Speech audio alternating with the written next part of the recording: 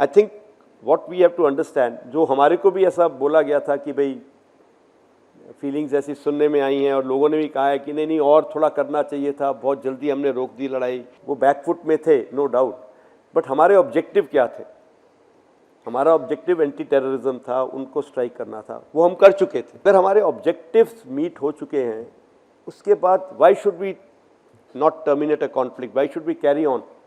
क्योंकि कोई भी कॉन्फ्लिक्ट है उसके बहुत सारा प्राइस होता है जो हमें पे करना पड़ेगा। It will affect our economy, it will affect the general progress of the country. So I think this is what the world is forgetting. This is where I think world has to learn a lesson from India, how to start and terminate a conflict at the earliest possible opportunity.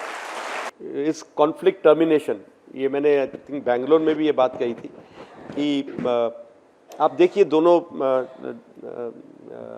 जो main लड़ाइयाँ चल रही हैं आज, whether it is Russia Ukraine या फिर वो Israel वाली लड़ाई जो चल रही है, वो चली जा रही है, सालों साल बीत गए हैं, क्योंकि कोई कॉन्फ्लिक्ट टर्मिनेशन के बारे में नहीं सोच रहा है कि हमें एक बंद भी करना है.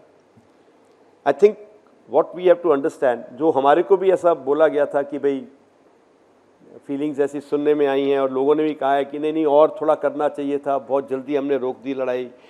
यस, वो बैकफुट में थे नो डाउट, बट हमारे ऑब्जेक्टिव क्या थे?